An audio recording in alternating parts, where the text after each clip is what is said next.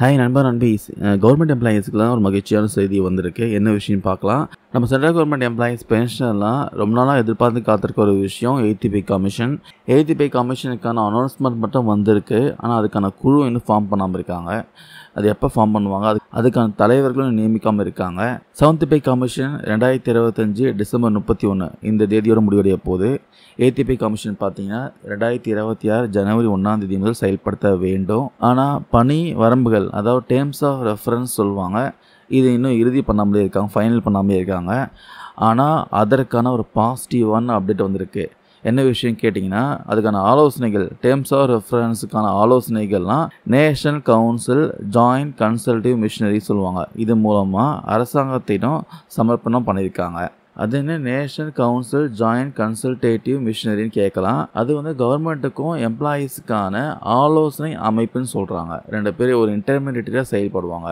இது முழுக்க முழுக்க ஊழியர் நலனுக்காக செயல்படக்கூடிய ஒரு அமைப்புன்னு சொல்கிறாங்க. இந்த அமைப்பு தான் பார்த்தீங்கன்னா இப்போ கவர்மெண்ட்டுக்கு நிறைய ப்ரொபோசல் அனுப்பியிருக்காங்க. நம்ம கவர்மெண்ட்டோடைய லேட்டஸ்டான அப்டேட் என்னென்னா, ஏடிபி கமிஷன் ஃபார்ம் பண்ணுறதுக்கான அறிவிப்பு சீக்கிரமாக வரும்னு சொல்லியிருக்காங்க. அது மட்டும் இல்லாமல் உறுப்பினர்கள் தலைவர் நியமனம் அதிகாரப்பூர்வமாக பார்த்தீங்கன்னா அதுவும் சீக்கிரமாக வரும்னு சொல்லியிருக்காங்க. ஆனால் எப்போ வரும்னு சொல்லலை. பொதுவாக இந்த பணிக்குழுலாம் அமைத்த அப்புறமா 18 24 மாதத்துக்குள்ளே பரிந்துரை அறிக்கை சமர்ப்பிக்கணும். இதுக்கு முன்னாடி 7th பே கமிஷனுக்கான இந்த பரிந்துரைகள் தாமதமாக வந்தாலும் 2026 ஜனவரி 1ஆம் தேதி முதல் முன்னிலை தேதியிட்டு தான் அமல்படுத்தினாங்க. அறிகிற முன்னா சேர்த்து தான் கொடுத்துட்றாங்க. அதே மாதிரி 8th பே கமிஷன் காலதாமதம் ஆனால் கூட 2026 ஜனவரி 1ஆம் தேதி முதல் முன் தேதியிட்டு தான் அமல்படுத்துவாங்க. அதிலிருந்து பார்த்தீங்கன்னா உங்களுக்கு அறிகுறும் கிடைக்கும். இந்த ஊதிய உயர்வுனால கிட்டத்தட்ட 1 கோடிக்கும் அதிகமான கவர்மெண்ட் எம்ப்ளாயீஸ் பென்ஷன் அவங்க ஃபேமிலிலாம் பயன்பெற போகிறாங்க. 8th பே கமிஷனுக்கான அறிவிப்பு சீக்கிரமாக வரும் சொல்லியிருக்காங்க.